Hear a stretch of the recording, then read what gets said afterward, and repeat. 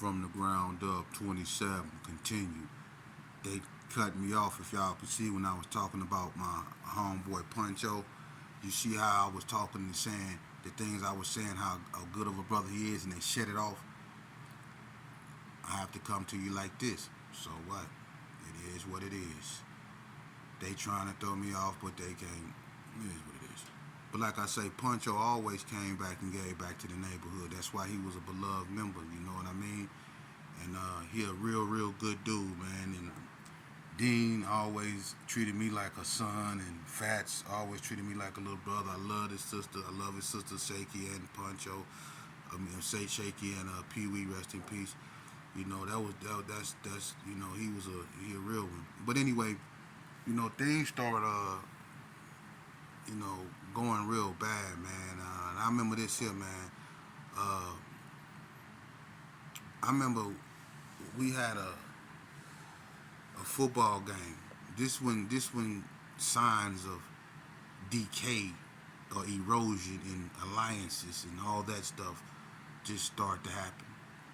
We had a football game with the Donner Streets across the street from the Gerson at Booker Field. This was one of our last football games, and this was right before Jesse Bright got killed. Okay, and it was an individual out there. All right, and we was mad anyway. Donna was up by we was tied up, and the Donnas had the ball, and we was go cheat when they hiked the ball. We was go run all in and block. And it was an individual out there though.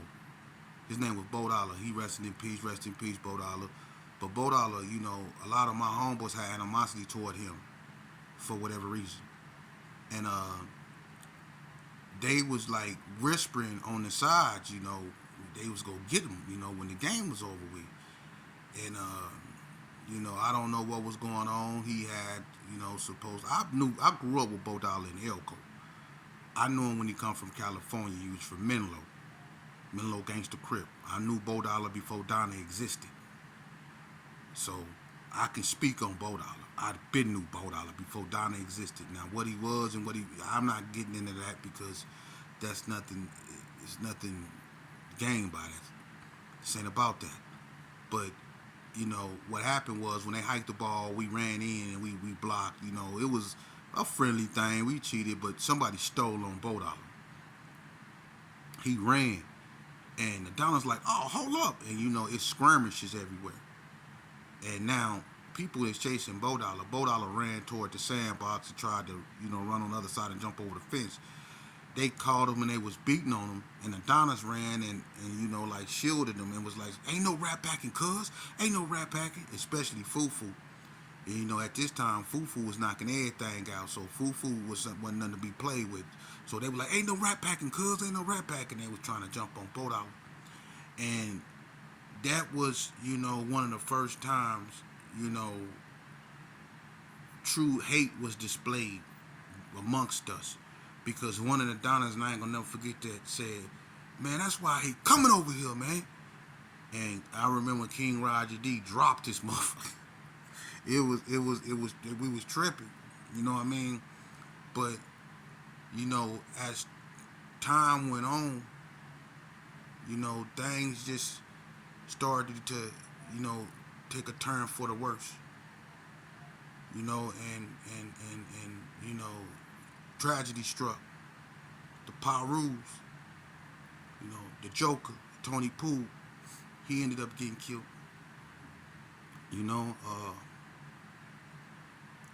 I'm not gonna get too much up into that.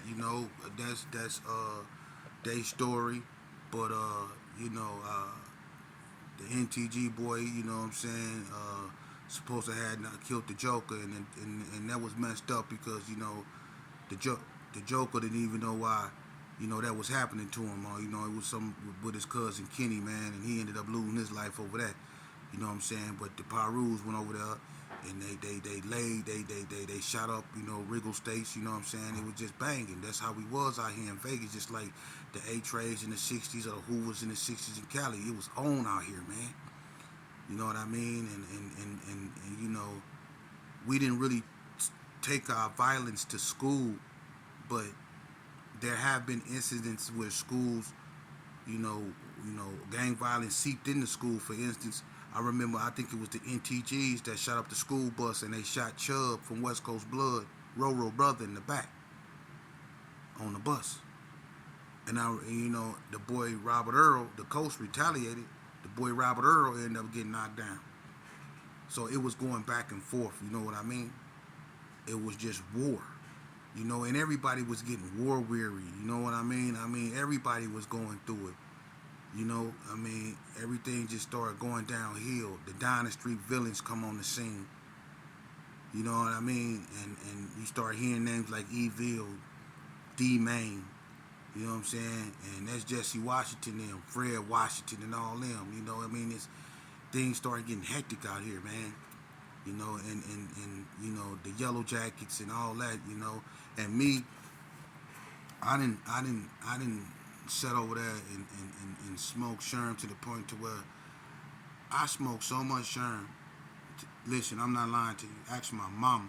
I smoked so much sherm one day that I took a piss and I thought I had gonorrhea. That's facilidine or whatever it's called was coming out my ass. And boy, look here, I was on fire. I went to the health department, they stuck that Q-tip in me. And that's the thing about me. I'm one of the only dudes, actually, well, look, on my dead daddy, when you go to Elko, they used to have to swab you and stick that Q-tip up in your penis. And I used to see the face expressions on people that used to have to get that, because you had to get that to go to Elko. If you got committed to Elko, you got that swab before you got on that plane, that little ass plane they had on. I'm one of the only, I ain't never, not once, got that swab. Never. I used to look at the way and some dudes used to be crying. But I ain't never let them stick that up in me. But the day that I pitched out that water, I went to see them people, and they stuck that thing up in me. They said, well, it don't seem like you got nothing off top. I had to come back. They gave me some dioxycycline or something. But when my testing stuff came back, I was a juvenile. So they wanted to speak with my mom. But basically, it was all kind of, I'm not going to get into that, but it was basically all kind of stuff. Man, I had so much sherm in my system, man, that they was on some CPS type, who was your, you know what I mean? It was bad, but I was in the streets. I ain't had, what you mean, CPS and ain't none of that. I'm in the streets. I was a full-fledged reputable banger then. But that's just to show you how much PCP I consumed.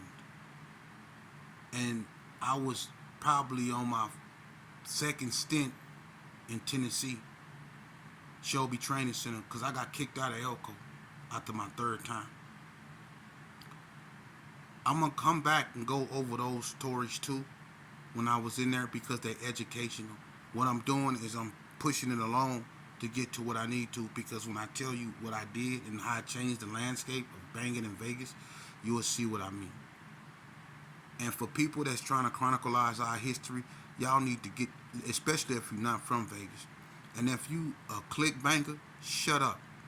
Because first and foremost, man, you don't even know the history to this, man. How this began and none of that. Quick chronicleize stuff you know nothing about. I was talking to my partner Ricky Briggins about that today, for Slick P from Paru, original Paru. And he was telling me, man, and me and him go back, we was locked up in Elko in 86. And everything that I'm spent, I be saying, and he was, even though he a Paru, he was one of the founders of Stanley Street Bloods. You know what I'm saying? People don't even know that. Slick P, Ricky Briggins is an OG. And me and him, we didn't see a lot of people die. And to hear him call me, he ain't even in Vegas no more, but to get a call like that from a partner like that, man, it makes me feel good, and it makes me know that I'm doing, and what I'm doing is right. Because Vegas' story ain't been told accurately, and you got people trying to chronicleize our history, man, like we ain't nothing, man. Well, I ain't going out like that. And once again, man, we got to start representing our females, because they suffer with us too.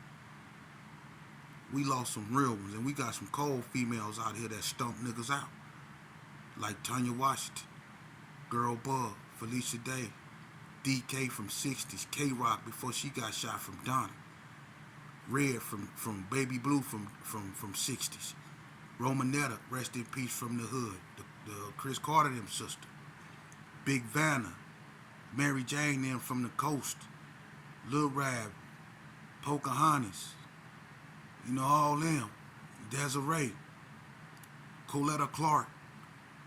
Come on, man. And we got some females out here that got hands too. You know, but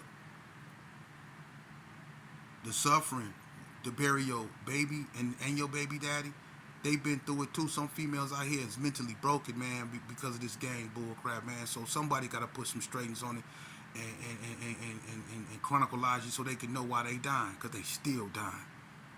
But when I come back, I'm going to push it along. When I come back, I'm going to get into me getting certified as an adult and the truth. Until then, from the ground up, the big homie.